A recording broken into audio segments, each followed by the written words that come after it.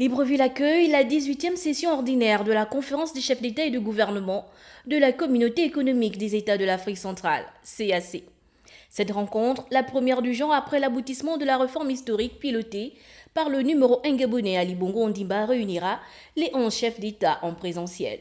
Tout ceci dans le respect des mesures édictées dans le cadre de la lutte contre la Covid-19. La CAC, créée en 1983, l'initiative de la réforme profonde de cette institution s'inscrit dans la problématique liée à la capacité de cette même institution à pouvoir relever les challenges. Elle a été créée dans un contexte qui a été marqué par des indicateurs de sous-développement, du genre forte inflation, déficit budgétaire et commerciaux, la faible croissance économique et la pauvreté qui ont conduit donc à penser que la faible dimension des économies nationales, des États membres donc, ne pouvait pas porter le développement dont aspirent les populations. Et c'est pourquoi les chefs d'État et de gouvernement de l'époque ont décidé de mettre en place, de créer cette communauté en vue de résoudre les problèmes de paix et de sécurité, les problèmes de développement à travers l'intégration régionale.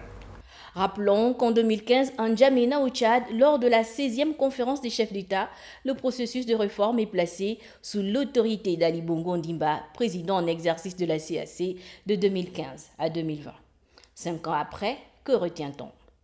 Au stade actuel, nous pouvons aisément affirmer que les objectifs ont été atteints avec la mise en place, l'entrée en service de la commission de la CAC qui constitue le début de mise en œuvre de la réforme institutionnelle.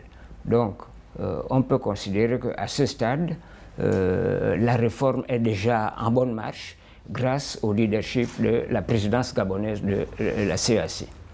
L'objectif de la réforme institutionnelle de la CAC est d'améliorer l'efficacité et l'efficience de l'institution régionale. Le but étant clair, la communauté régionale doit être viable, forte et compétitive. En plus d'avoir mené à bien la réforme, le président gabonais Ali Bongo Ondimba a doté cette organisation d'un nouveau siège suffisamment représentatif des nouvelles missions qui sont désormais les siennes. À mettre également à l'actif du chef de l'État gabonais la première édition de la Journée d'intégration régionale de l'Afrique centrale.